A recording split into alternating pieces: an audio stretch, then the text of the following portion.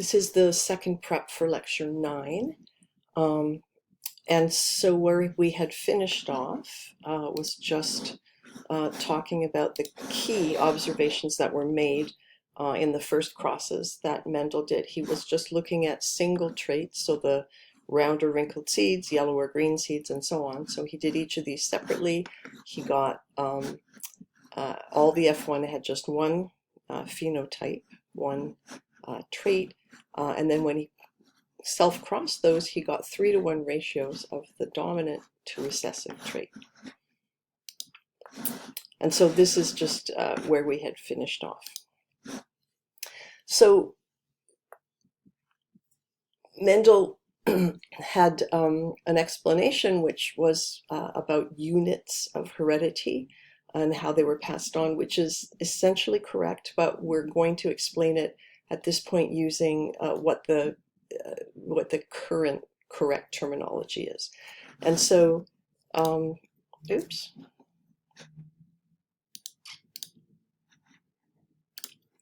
And so different forms of the same gene are called alleles. And so the hereditary units, for example, for yellow versus green seeds, there is a gene and one of the alleles has one DNA sequence, and that gives rise to the yellow color. And green is the mutant form. It has a slightly different DNA sequence, and so the protein is non-functional, and that leads to the green color, but only if the individuals have both mutant copies. And you want to maybe return to lecture 6 if you're not clear about why a mutant like this would be recessive. Okay, so alleles is the name. So you don't want to mix up gene and alleles. This isn't the Y gene and the green gene. This is the yellow allele of the yellow gene and the green allele of the yellow gene. And we, to indicate the dominant form in a lot of traits, we use an uppercase letter. So if in this case it's uppercase Y, but it's also possible in some cases, in some types of crosses, they put a little plus superscript on a lowercase y. That could also be used to indicate dominant allele. And we will talk about nomenclature later on. But either of these could be an acceptable way of expressing the wild type for this particular gene. You can be homozygous for the dominant allele, or you can be heterozygous. You can have 2 different copies. And so all of these individuals with these genotypes are going to show the yellow pea seed. And so the key point here is it's the heterozygotes that tell you what the dominant trait is. And so if you are doing a cross and you don't know, you generate individuals that you know are going to be heterozygous, and then that will tell you exactly what the dominant trait is, because they're going to show that dominant trait. And there are complications to simple dominance, but we won't cover those until after the first midterm. And then the lowercase letter is used to denote the recessive form, in this case the loss of function or mutant allele. And so that's going to be lowercase y. And only individuals that are homozygous, have 2 of the same copy of that mutant allele, are going to be showing the green phenotype. And I'll just remind you that if there's ever cases where you're dealing with situations where a lower and uppercase letter can look very similar to each other, so if you go like this, and I can't tell if you mean uppercase or lowercase, you can clarify by putting a little bar over the letter. It doesn't matter for typing, because of course with typing we can easily see if you've used upper or lowercase, but when you're writing out an answer, say on a quiz or an exam, you have to make sure it's really clear. O's are also another case where, you know, is this lowercase or uppercase? I don't know. And so you want to make sure you're really clear about that.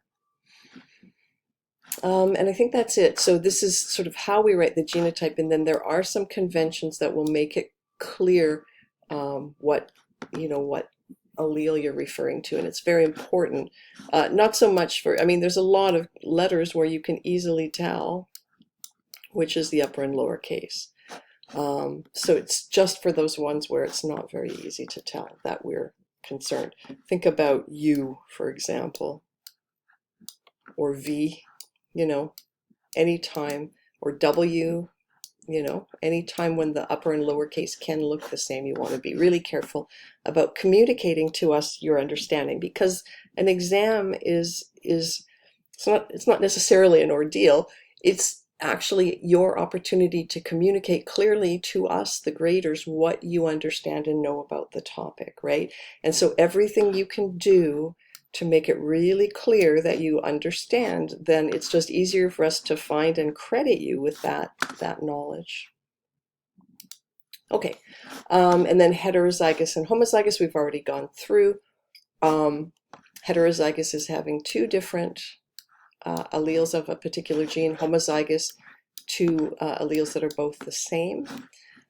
This is how we represent a cross, and later on when we talk about the X and Y chromosomes, you will find that there's the problem with X's is that we sometimes use an X shape to indicate a chromosome.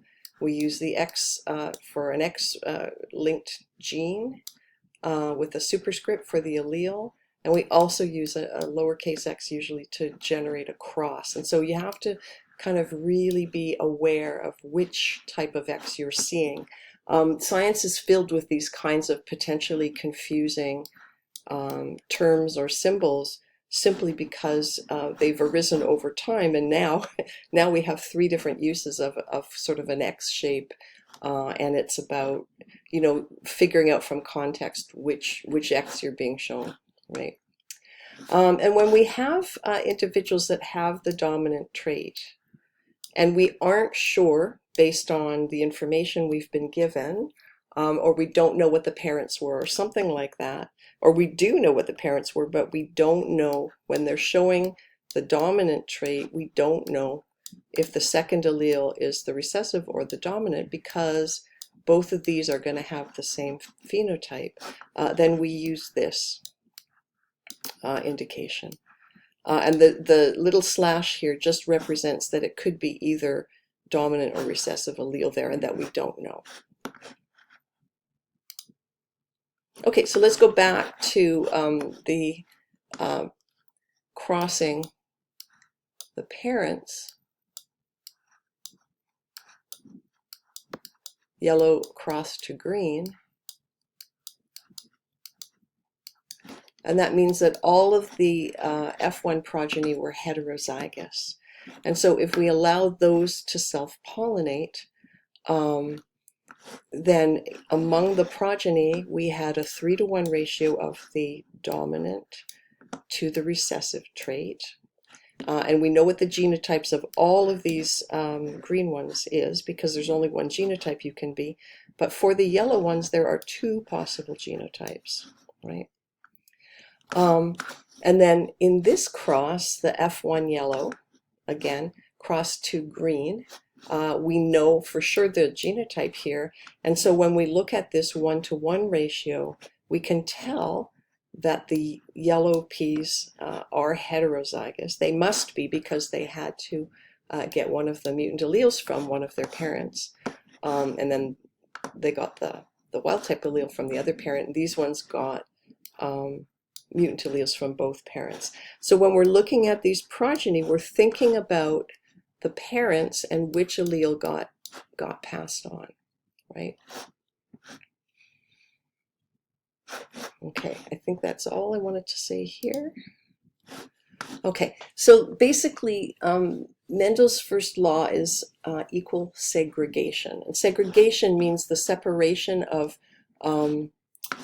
it refers to the segregation of the alleles from each other in forming gametes, because in gametes, ova and pollen, in the case of the plant, there's only one of each chromosome, right? And so there's only one of each allele. So you've got an allele pair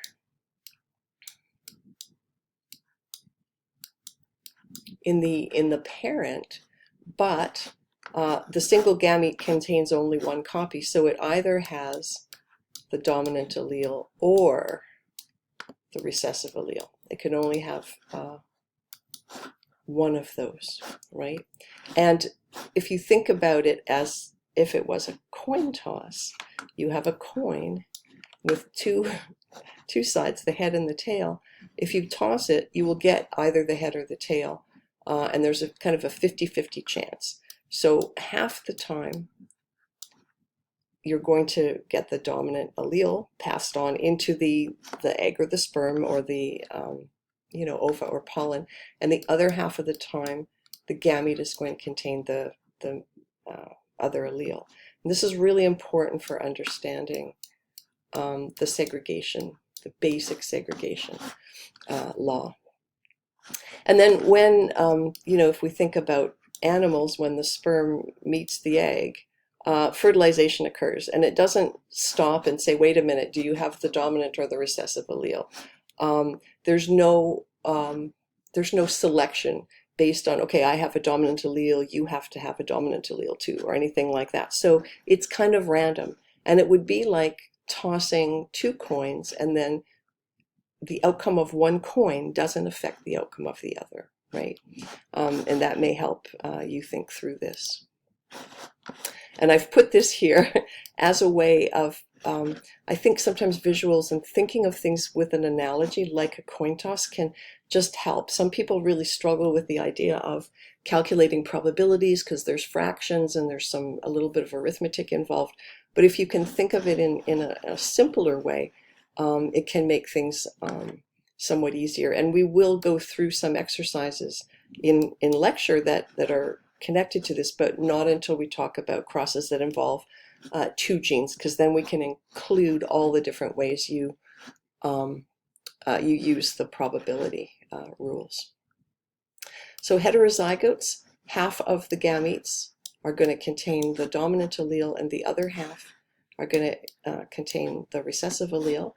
Parents that are homozygous, basically all their gametes, eggs or pollen or whatever it is, are going to have the dominant allele, and the same for these homozygous parents. They're all going to be the recessive allele. So it's the heterozygotes, again, where this law of equal segregation applies. It doesn't, I mean, it's still happening in individuals that are homozygous, but we don't see the outcome of that law because there's no difference in the gametes. Whereas here, when we see two different kind of gametes and they're in approximately equal frequency, that is the manifestation, the way you can actually detect and confirm that that law is in place and working.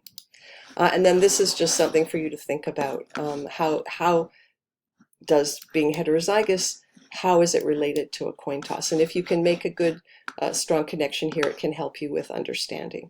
Some people won't need this, and some people will find it helpful, and some people, might find it, too much. But I do think sometimes these simpler ideas make it easier to understand the slightly more complex ones in our field. Okay, so the gametes. Pollen and ova in plants, sperm and eggs, or sometimes called ova in animals. It depends on the animal. And only one of the randomly chosen factors, which is, remember, alleles from each gene, makes it into the gamete, unless there's a mistake. We won't be talking about mistakes like that until later in the semester.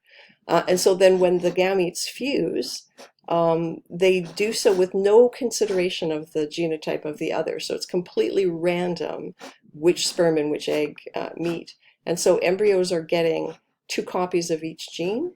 They get one from each gamete, and so therefore one from each parent. Okay, so if you know the parental genotypes, then you can predict what gametes that parent is going to produce, and then what the progeny should look like in your cross.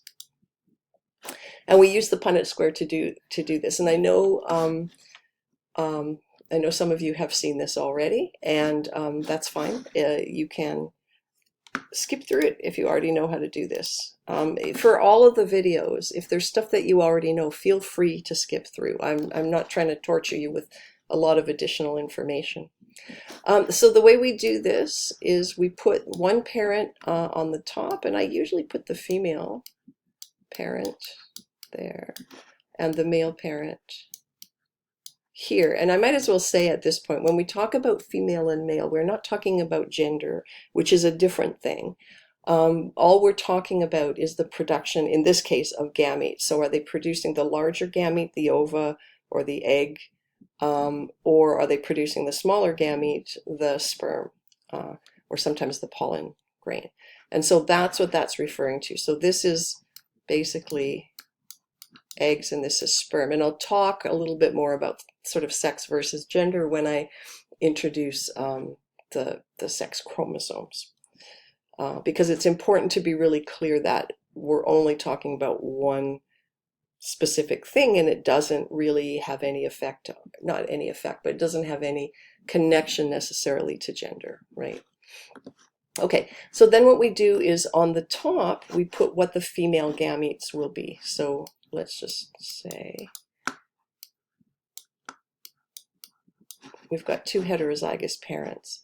And so there's a 1/2 chance, 50% chance that you'll get the dominant allele, and then there's also a 50% chance you'll get the recessive allele. And so that's for the female.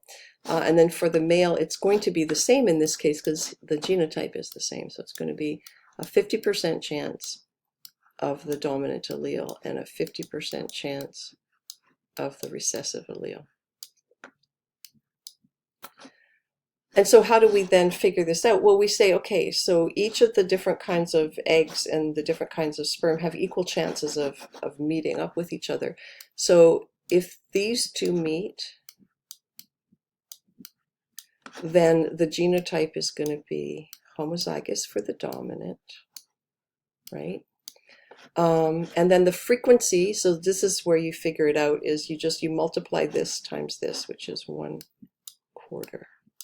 So 1/4 of the progeny are going to be homozygous. For this one, this, and this, they're going to be heterozygous. And that's 1/4 as well. When the gametes here are equally frequent, then all these squares are also equally frequent. So you almost don't need to do the arithmetic, but if we're talking about cases where the frequencies aren't going to be the same, and then we'll look at some examples of that, then it is important to have the arithmetic done. This is also going to be recessive dominant, heterozygous. And then this is going to be the only one that's homozygous recessive. And let me just see if there is a highlighter. And then let's just look at the color. So these guys are going to be yellow. These guys are going to be yellow. These guys are going to be yellow. These guys are going to be green. And hopefully you can see that that is going to give us 1/4 plus 1/4 plus 1/4, or 3/4 yellow,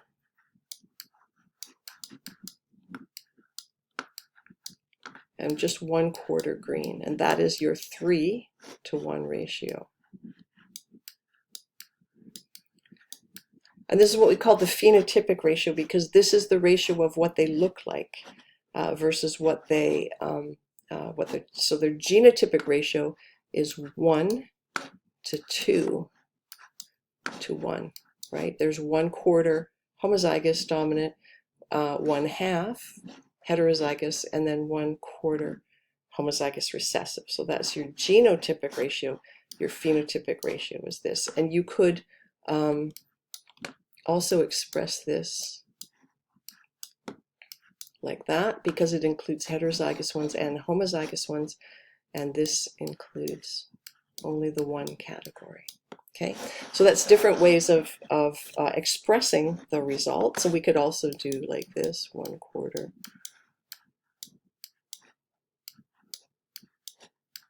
1/2, heterozygous,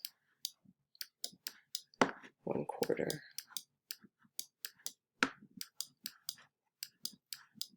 And so that is your genotypic ratio, and these are your phenotypic ratios, right?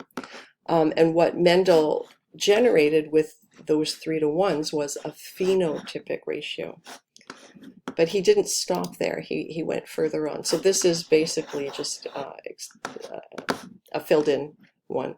If you were going to actually do this on your own with your own notes, it would be good for you to try it, of course, first before looking at the answer on the next slide. This is how you learn, right? Figuring things out.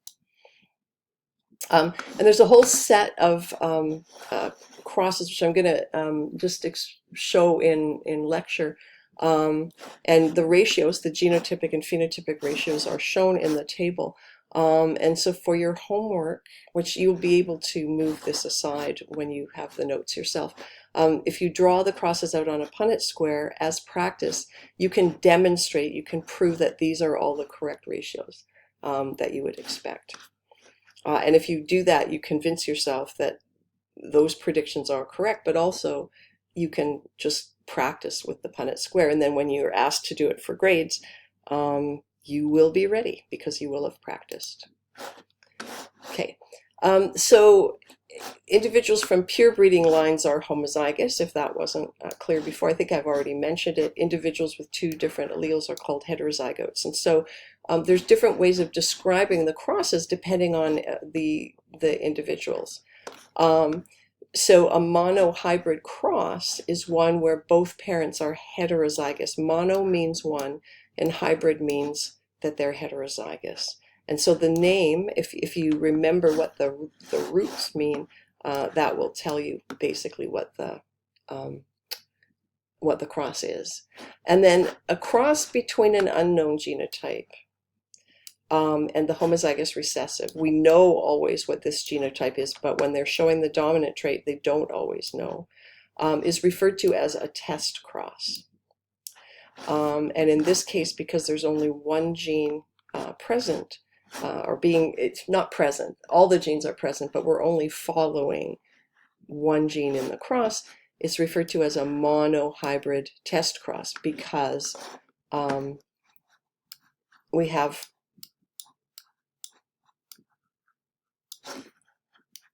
when we use the term monohybrid test cross, we're actually talking about this, where you take a heterozygous individual and cross to a homozygous recessive individual. This is where Mendel got his 1-to-1 ratios, and if you go through those crosses that I gave you here, you will see how that 1-to-1 ratio is generated.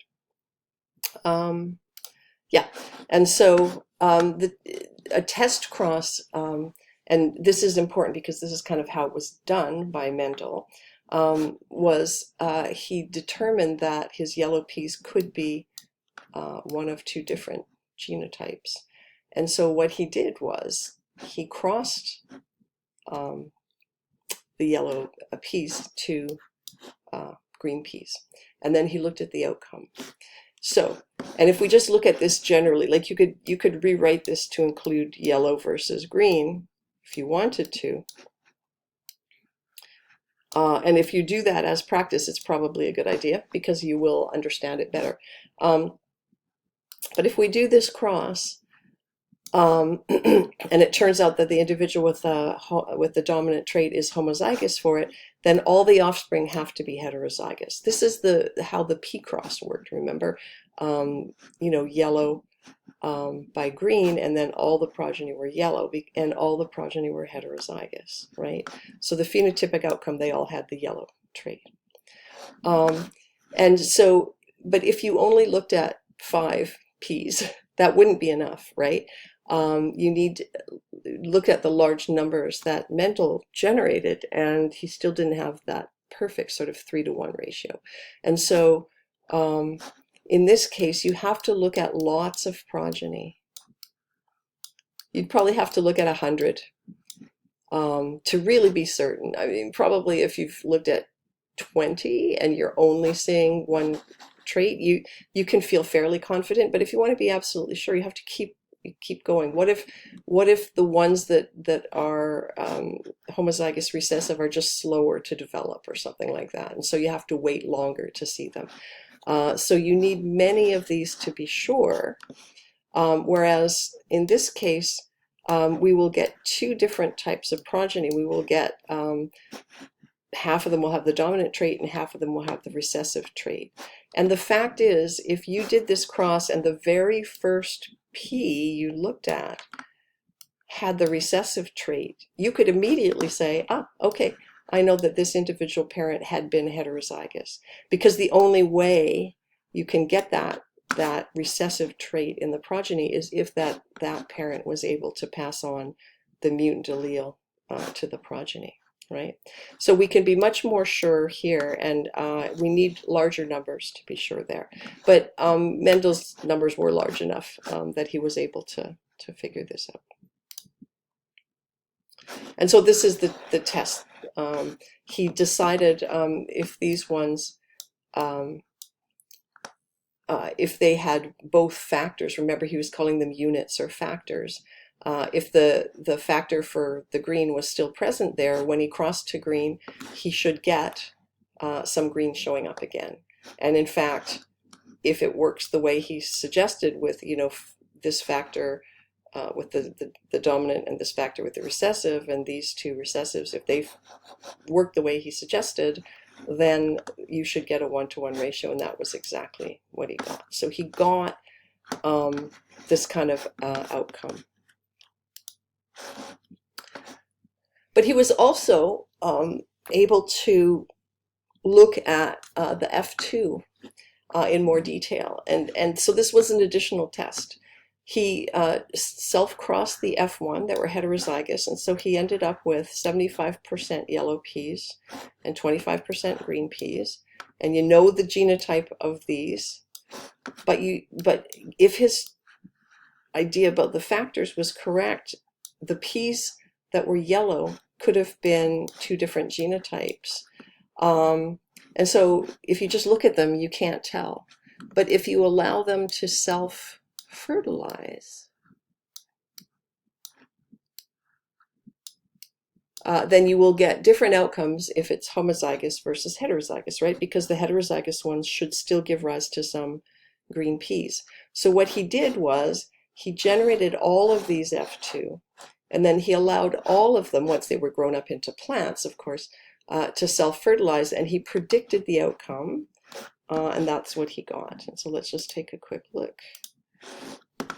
So he self-crossed them, and he found that a third of these, so that's 25%, gave rise to all yellow, right? So that meant that the F2, 1/4 of them were yellow. When he self-fertilized these ones, 2/3 of them, when self-fertilized, gave rise to this 3-to-1 ratio.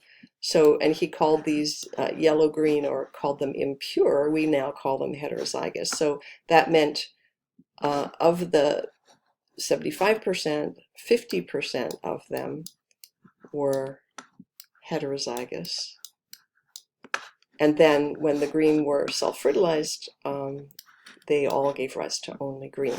And this is where we get, now the terms we use are different. We say homozygous dominant, heterozygous, and homozygous recessive. But this is the genotypic ratio that I was talking about before.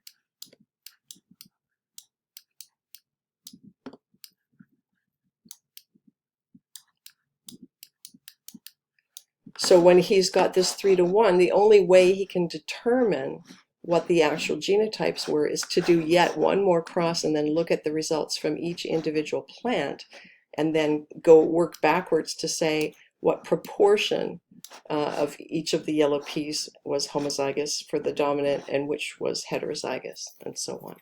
So this was a very nice confirmation that the hypothesis was correct. And Mendel's work was groundbreaking in this field because he actually did the counting, he actually did the predicting, and then he tested to see if his predictions were correct or not. And he actually wound up with a very, very accurate depiction of how genes work, even not knowing what genes are, right? So very cool. We will see you in class. If you have any questions, I should have said this before, but anytime, if you have any questions, you can email me, or one of the TAs. We'll talk more about sort of the etiquette of emailing before the class begins. But feel free to ask me anytime questions.